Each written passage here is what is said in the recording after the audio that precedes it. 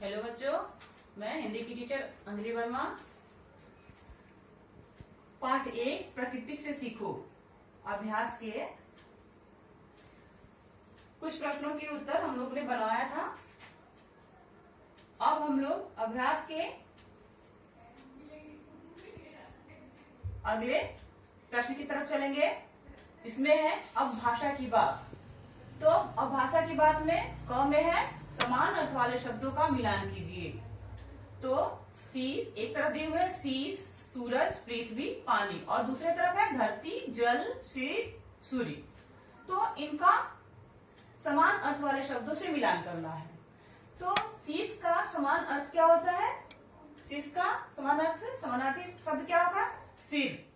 तो उसी तरह से सूरज का क्या होगा? सूरज, सूर्य। पृथ्वी का धरती, पानी का जल। तो हमको मिलान करना है। तो शीश का हमने क्या बताया?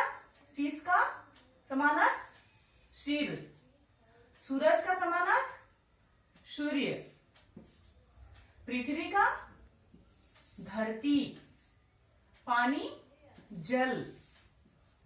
अब तो हो गया आपके समानार्थी वाले शब्दों से मिलान हो गए। अब प्रश्न ख में चलते हैं। निम्नलिखित शब्दों की वर्तनी शुद्ध कीजिए। तो निम्नलिखित शब्दों की वर्तनी शुद्ध करना है। तो डालियों, पहला है डालियों। तो डालियों में वर्तनी ठीक करेंगे तो कहा जाएंगे? लौ में बड़ी ई की मात्रा दी हुई है, लेकिन नहीं, हम लोग को इसमें छोटी ई की मात्रा लगाएंगे, तब जाके ये वर्तनी सही होगा। तो डालियों।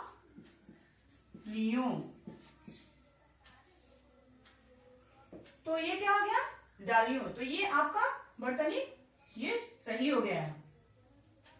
अब यहां दूसरा है शीश। तो शीश में ये दंत श नहीं होगा, यहाँ क्या होगा? तालुब श होगा। तो यहाँ पे इस वर्तनी को ठीक करेंगे, तब जाके ये शुद्ध शीश होगा। अब यहाँ औ की मात्रा दिया हुआ है कोमल में। तो कोमल नहीं, ये इसको तो हम कोमल पढ़ेंगे ना, तो नहीं, कोमल होता है। तो कोमल में औ की मात्रा नहीं होगा, ओ की मात्रा होगा। तो इसको क्या पढ़ेंगे? कोमल। लेकिन हमको लिखना है कोमल। तो इसमें कौन सी मात्रा हो गई? कोमल, ओ की मात्रा। क में ओ की मात्रा लगाए तो फिर कोमल हो जाएगा। तो ये आपका सही हो गया। अब यहाँ है हमको लिखना है पढ़ो, नहीं पेड़ो। तो पेड़ों में हमारा हो गया, यहाँ हो गया पेड़ो लिखा हुआ है। तो ये हमारा वर्तनी गलत है। तो इसको क्या करना है? हमको पेड़ो लिखना है। तो कैसे लिखेंगे? पेड़ो, तब जाके हमारा वर्तनी सही होगा।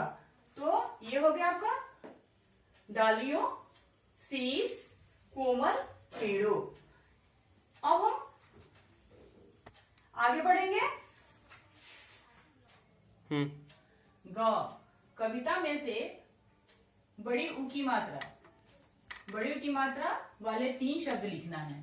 तो इसमें बड़ी ऊ की मात्रा वाले 3 शब्द हमको लिखना है। तो कविता में क्या मतलब, कविता के जो वाक्य में है क्या, जैसे कि बोला गया है कि बड़ी ऊ की मात्रा वाले 3 शब्द हैं।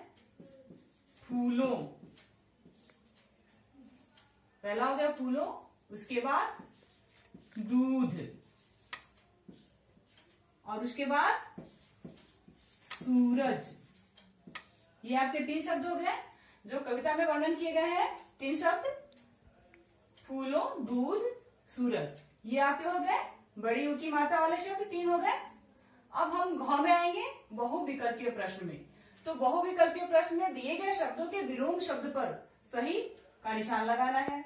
तो बहुविकल्पीय वाले शब्द में किनको लगाना है सही पे? विलोम। जो इनके विलोम का मतलब होता है उल्टा। तो कोमल का उल्टा जो शब्द होगा, यहाँ पे पहला है कोमल। तो कोमल का उल्टा क्या हो जाएगा? मुलायम है, कठोर है, काला है। तो इन तीनों में से कौन सा शब्द होगा? कठोर। कोमल का विलोम शब्द हो गया कठोर। और दूसरे नंबर में आएंगे अंधेरा। ये शब्द है अंधेरा। तो अंधेरा का विलोम क्या हो जाएगा? तो तीनों शब्द में से हम जो सही होगा उसमें सही का निशान लगाएंगे। तो अंधेरा क्या क्या हुआ? उजाला। और तीसरा है सच्चा।